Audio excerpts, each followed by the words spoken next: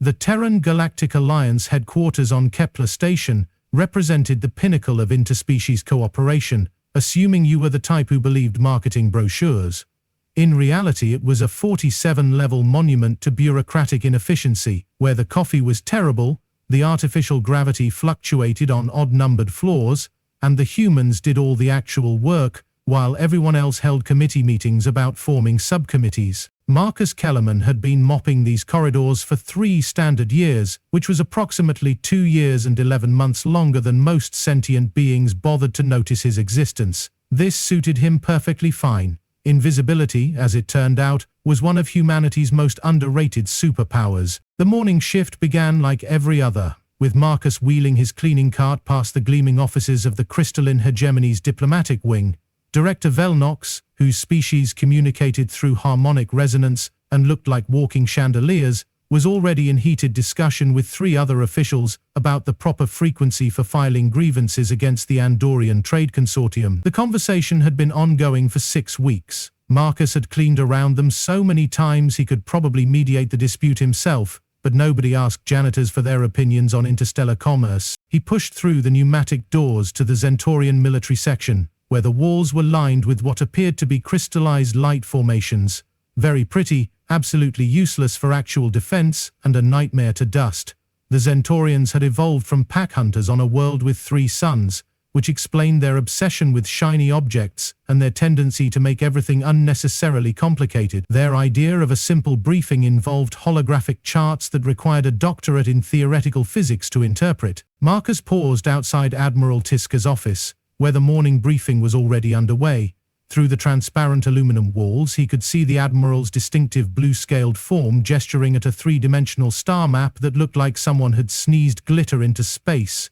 The Admiral was explaining something to Engineer Quickstall, a member of the Helix Collective whose species resembled oversized praying mantises with a fondness for chrome accessories. The Void Serpents have been increasingly active in the Outer Rim, Admiral Tiska was saying, her voice carrying the melodious quality that made all Zentorian speech sound like they were about to break into song. Our intelligence suggests they're planning something significant. Marcus continued mopping, but his ears perked up. The Void Serpents were bad news wrapped in worse news with a side of catastrophic outcomes. They were the galactic equivalent of that neighbor who borrowed your lawnmower and returned it full of concrete. Engineer Quickstall clicked his mandibles thoughtfully. Have we considered diplomatic outreach? The Admiral's expression suggested she'd rather eat recycled air filters. The Serpents don't do diplomacy, they do conquest, subjugation, and really uncomfortable chairs. Marcus suppressed a snort. The Void Serpents were indeed known for their torture furniture, among other things. He'd encountered them before, back when he'd been someone else entirely. Someone whose opinion actually mattered in rooms like this. The cleaning cart squeaked as he moved to the next corridor, past the security checkpoint where Chief Breltos was conducting his daily ritual of looking important while accomplishing nothing. The molluscan security chief resembled a bipedal octopus wearing too much cologne and a perpetual scowl. He nodded at Marcus with the kind of acknowledgement usually reserved for furniture that happened to be mobile. "Morning, Marcus," Brulettos grumbled, his voice like gravel in a blender. "Station's all yours, try not to break anything." It was the same joke every morning. Marcus had stopped finding it funny approximately 3 years ago, but he smiled anyway. "I'll do my best, Chief." The irony wasn't lost on him, that the security chief of the most important diplomatic station in the galaxy was more concerned with his weekly poker game than the increasing reports of Void Serpent activity. But then again, the molluscans had evolved from creatures that spent most of their time hiding in shells, so risk assessment wasn't exactly their strong suit. Marcus made his way to the central hub, where the station's various species converged in what the brochures called harmonious cultural exchange, and what everyone else called barely controlled chaos. The aquatic delegation splashed around in their mobile water tanks, the silicon-based collective hummed at frequencies that made the ventilation system vibrate, and the gaseous entities floated in their containment bubbles like cosmic lava lamps. None of them paid him any attention, which was exactly how he preferred it. Humans had joined the galactic community 50 years ago with great fanfare and high expectations. They'd been assigned to maintenance and support roles within 6 months. Apparently, the galaxy had plenty of philosophers, artists, and theoretical physicists, but was desperately short on people who knew how to fix things when they broke. The human approach to problem-solving, namely hit it with a wrench until it worked, was considered primitive by species who preferred to hold 17 meetings about the theoretical implications of wrench hitting before forming a committee to study the cultural sensitivity of mechanical percussion. Marcus's cart squeaked past the diplomatic quarter, where Ambassador Ranway of the Ethereal Collective was engaged in what appeared to be an interpretive dance with 3 other beings who looked like they'd been assembled from spare parts found in a cosmic junkyard. The Ethereals communicated through movement, which meant their negotiations resembled a cross between ballet and a seizure. He'd been watching this particular dance for 2 weeks now. It was about mining rights in the Cygnus sector, and judging by the increasingly frantic arm-waving, things weren't going well. The Ethereals kept performing elaborate spirals, while their counterparts from the Geometric Stability Pact responded with sharp, angular movements that suggested they were either negotiating or having a mechanical breakdown. The morning wore on with its usual rhythm of organized chaos. Marcus cleaned the observation deck where various species gathered to stare at the spectacular view of the Andromeda spiral and complain about the quality of the viewing windows. He sanitized the recreational facilities, where the gravity dancers practiced their art form that looked like what would happen if physics decided to take a vacation. By midday, the crisis alert started blaring. The first sign of trouble was the sudden convergence of every senior official on the station toward the command center. Marcus watched from his position in the maintenance corridor as Director Velnox's crystalline form chimed frantically while speed walking, or speed gliding since the crystalline Gemini didn't technically have legs, toward the central hub. The second sign was Admiral Theiska's voice echoing through the station's communication system. All senior staff to the command center. This is not a drill. Repeat, this is not a drill. Marcus continued mopping, but his attention was now fully focused on the unfolding situation. Through the transparent walls of the command center, he could see the familiar chaos of a crisis response. Beings scurried around holographic displays showing fleet movements, tactical assessments, and what appeared to be a very large, very angry-looking armada heading straight for the station. The Void Serpents had finally made their move. Engineer Quickstyle was frantically manipulating a holographic interface, his chrome-plated fingers dancing across controls that flickered between languages faster than most beings could think. "The Serpent fleet is massive," he reported, his voice carrying the mechanical precision of his species. "At least 300 vessels, including their flagship, the inevitable conclusion." Director Velnox's harmonic resonance had shifted to what Marcus recognized as the crystalline equivalent of panic. "How did they get so close without our sensors detecting them?" "They've been using the meteor fields in the outer rim as cover," Admiral Tiska replied, her melodious voice now carrying undertones that suggested she was considering the merits of a career change. "Intelligence estimates they'll be here in 6 hours. 6 hours. Marcus paused in his mopping to consider this. The Void Serpents were known for their efficiency, their brutality, and their complete disregard for galactic law. They were also known for their tendency to turn diplomatic stations into expensive scrap metal. The command center erupted into the kind of organized panic that happened when beings with vastly different communication methods tried to coordinate a response to imminent annihilation. The ethereal started dancing frantically, the crystalline hegemony began resonating at frequencies that made the lights flicker, and the molluscans retreated into their shells, which was their species' traditional response to everything from mild inconvenience to existential threat. Marcus watched Admiral Tiska attempt to coordinate the station's defenses, which consisted of 3 patrol ships, a defensive grid that hadn't been updated since the previous century, and a security force that was better at filing paperwork than filing battle plans. "We need to contact the nearest fleet," the Admiral announced. "How long until reinforcements can arrive?" Chief Breltos emerged from his shell long enough to deliver the good news. "The closest Alliance fleet is 18 hours away." The silence that followed was the kind that usually preceded explosions, either literal or metaphorical. Marcus had heard that particular silence before, in places where the odds were impossible and the stakes were everything that mattered. "Options?" Admiral Tiska asked, though her tone suggested she already knew the answer. "We could try diplomatic outreach," suggested Ambassador Ranway, performing what appeared to be the ethereal equivalent of nervous fidgeting. "The Void Serpents don't do diplomacy," the Admiral replied flatly. "They do conquest, subjugation, and really uncomfortable chairs." Marcus smiled slightly. The Admiral was learning. "We could evacuate," offered Engineer Quickstall, though his mechanical voice carried about as much enthusiasm as a funeral dirge. "Where?" Director Velnok's harmonic resonance had shifted to what Marcus recognized as resigned despair. The Serpents will hunt down every evacuation ship. They're not known for their mercy. The command center fell silent again, except for the soft humming of the various life support systems and the gentle squeaking of Marcus's cleaning cart as he moved closer to the transparent walls. He'd been listening to this conversation for 20 minutes now, and it was becoming increasingly clear that the collective intelligence of the galaxy's finest minds was about to conclude that they were thoroughly, completely, and irrevocably screwed. It was at this moment that Admiral Tiska turned to look through the transparent wall and noticed Marcus standing there with his mop and bucket.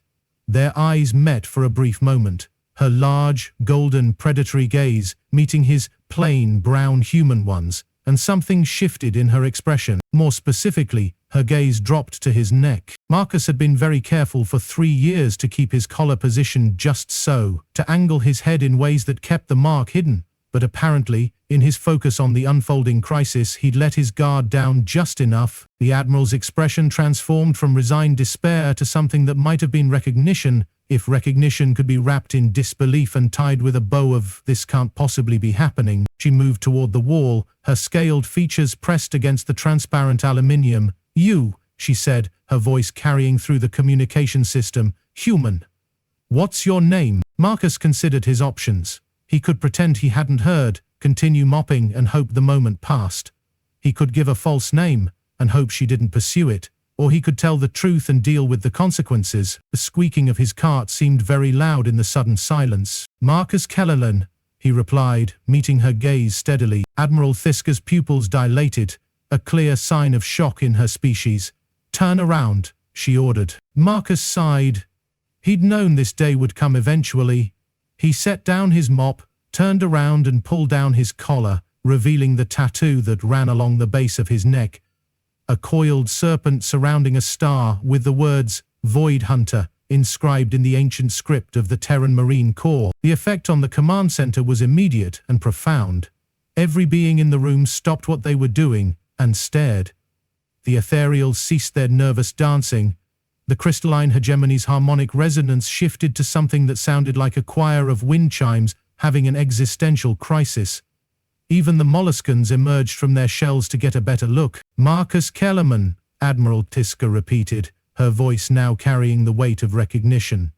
The Marcus Kellerman who single-handedly eliminated the Void Serpent stronghold at Procyon Station. The Marcus Kellerman who infiltrated the Serpent fleet and sabotaged their flagship during the Battle of Wolf 359. The Marcus Kellerman who was personally responsible for ending the Serpent War and saving approximately 47 billion lives. Marcus shrugged, pulling his collar back up. "That was a long time ago," he said quietly. "I'm just a janitor now." The Admiral's expression suggested she was having difficulty processing this information. "You're just a janitor," she repeated slowly. "The most decorated human war hero in galactic history is working as a janitor on my station. The pay is steady," Marcus replied, "and the benefits are decent." Director Velnok's harmonic resonance shifted to what Marcus recognized as confusion mixed with hope. "If you're here, then you can help us deal with the Serpent fleet." Marcus picked up his mop again. "I'm retired," he said simply. "I clean things now. I don't break 'em." The silence that followed was different from the earlier silences. This one was filled with the weight of possibility, the kind that occurred when beings realized that their impossible situation might have just become merely improbable. Admiral Tiska stepped closer to the wall. "Marcus," she said, her voice carrying the tone of someone who was about to make a request that would change everything. 300 Void Serpent ships are heading for this station. They'll be here in 6 hours. We have no defenses, no reinforcements, and no options." "I know," Marcus replied, wringing out his mop. "I heard. You're the only person in the galaxy who's ever consistently defeated them. I know that too. So you'll help us." Marcus paused in his mopping and looked up at the Admiral. "I told you, I'm retired. I don't do that anymore." The Admiral's expression hardened. "The Void Serpents don't take prisoners. They don't show mercy. They'll kill everyone on this station and then they'll use it as a staging ground for attacks on civilian colonies." "I know," Marcus said quietly. "I've seen what they do." "Then why won't you help?" Marcus was quiet for a long moment, his hands gripping the mop handle. When he spoke, his voice was barely above a whisper. Because, last time I fought them, I became something I didn't recognize. And when it was over, I realized I was more afraid of what I'd become than I was of them. Admiral Tiska studied his face through the transparent wall. And now, Marcus looked around the command center, at the various beings who had spent 3 years treating him like he was invisible, who had never bothered to learn his name or acknowledge his existence.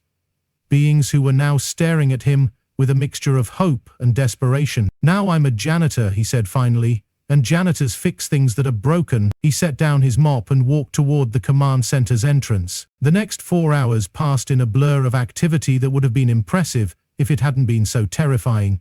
Marcus stood in the center of the command center, surrounded by beings who had suddenly developed a keen interest in his opinions and began the process of turning a diplomatic station into something that might survive the next 6 hours. First thing, he said, his voice carrying the authority of someone who had done this before, we need to know exactly what we're dealing with. Show me the fleet composition. Engineer Quickstall manipulated the holographic display, revealing a 3-dimensional representation of the approaching armada. Marcus studied it with the practiced eye of someone who had spent years learning to read death in the movement of ships. 300 vessels, he murmured, 12 dreadnoughts, 47 cruisers, and the rest are fighters and support ships. He paused, focusing on one particular vessel. And the inevitable conclusion, you know that ship? Admiral Tiska asked. Marcus's expression darkened. I know, it's Captain Commander Slytherer. She's smart, ruthless, and she's been planning this attack for years. He turned to face the assembled beings. She's also personally responsible for the massacre at Centauri Prime. The weight of this information settled over the command center like a blanket of despair. The Centauri Prime massacre was legendary for all the wrong reasons. An entire colony world wiped out in a single day. So what do we do? Director Velnox asked, her harmonic resonance carrying undertones of barely controlled panic. Marcus was quiet for a moment, his mind working through possibilities and probabilities.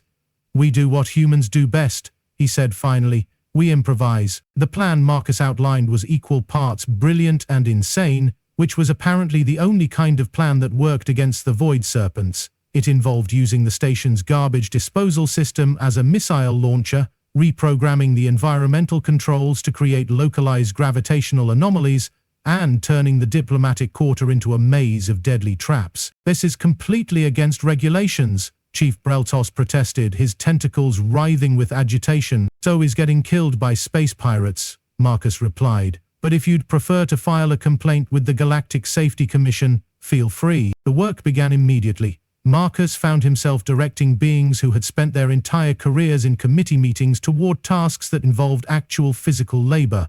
The ethereals, it turned out, were excellent at rewiring complex systems when they could dance their way through the process.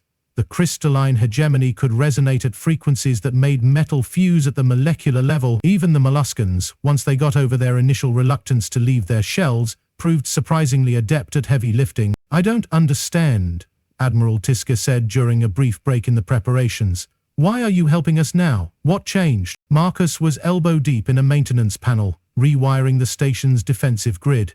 Nothing changed, he said without looking up. I'm still retired.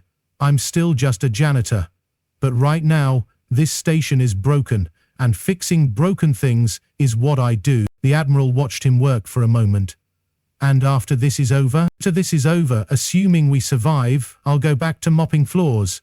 He paused in his work and looked up at her. Because that's who I am now, not who I was. 2 hours before the Void Serpent fleet arrived, Marcus made his way to the station's observation deck. The view of space was as spectacular as always, but now it carried the weight of approaching menace. Somewhere out there, 300 ships filled with beings who had dedicated their lives to conquest and destruction were closing in on the station.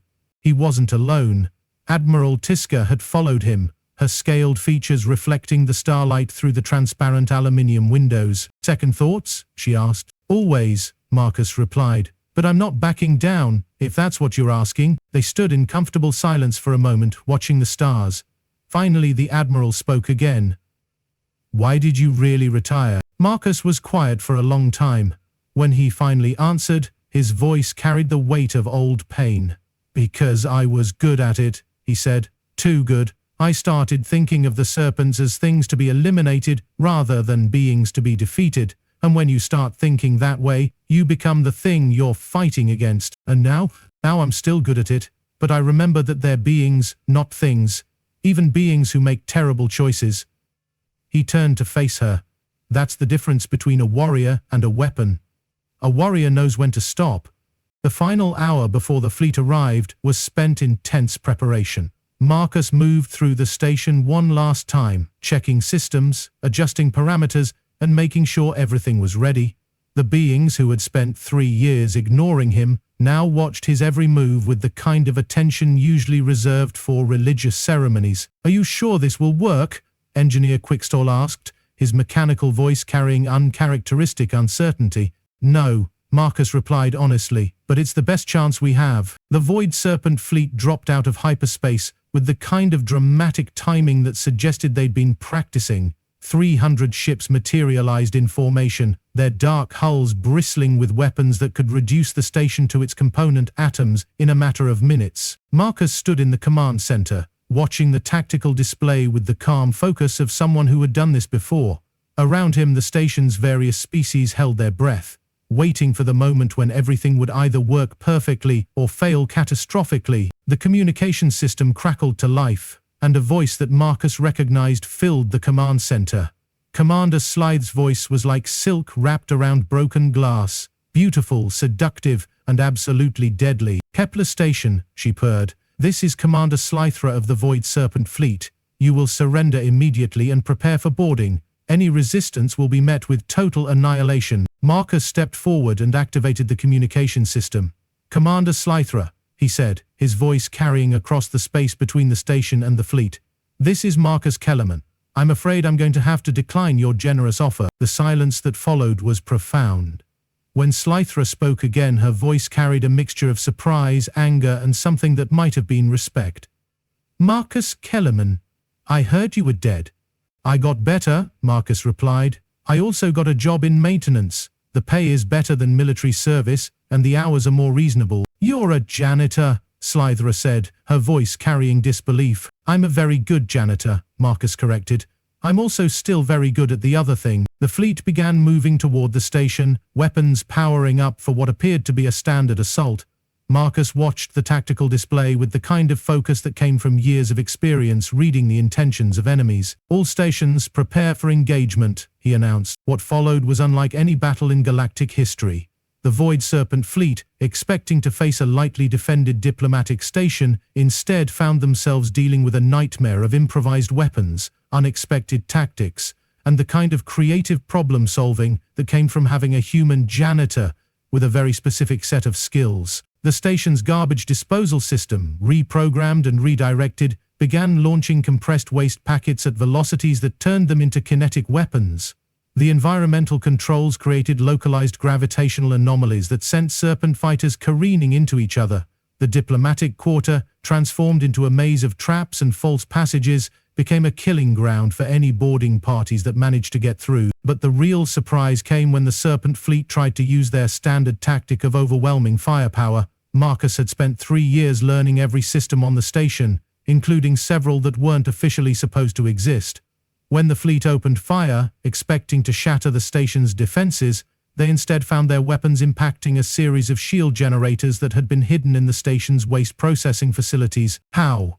Commander Slythra's voice carried across the communication system, filled with frustrated disbelief. "Trade secret," Marcus replied, watching as the station's improvised defenses continued to hold against the fleet's assault.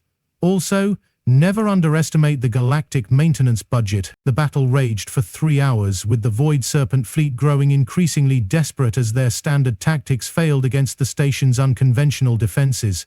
Ships that had conquered star systems found themselves outmaneuvered by modified cleaning drones. Weapons that had destroyed entire colonies were rendered useless by garbage disposal systems turned missile launchers. Finally, as the Serpent fleet began to retreat, their casualties mounting and their ammunition running low, Commander Slythra's voice filled the command center one last time. "This isn't over, Kellerman," she said, her voice carrying the promise of future violence. "It is for today," Marcus replied. And tomorrow I'll be here mopping floors and fixing things that are broken. The fleet disappeared into hyperspace, leaving behind only the debris of their failed assault and the knowledge that the galaxy's most feared pirates had been defeated by a janitor and a collection of beings who had learned to work together when it mattered most. As the all-clear signal echoed through the station, Marcus found himself surrounded by beings who were seeing him with new eyes. The Admiral approached him, her expression carrying a mixture of gratitude and something that might have been understanding. "That was magnificent," she said. "The way you coordinated the defense, the improvised weapons, the tactical brilliance." "I did my job," Marcus interrupted quietly. "I fixed something that was broken." "Will you consider returning to active duty?" she asked. "The galaxy could use someone with your skills." Marcus picked up his mop and bucket, which had been waiting patiently in the corner of the command center throughout the battle. "I have a job," he said simply.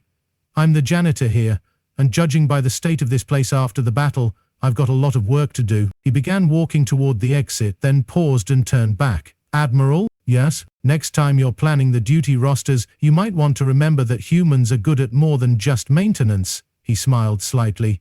"We're also good at fixing things that everyone else thinks are unfixable." The days that followed the battle were filled with the kind of bureaucratic excitement that happened when beings who had spent their careers in committee meetings suddenly found themselves heroes of a legendary battle.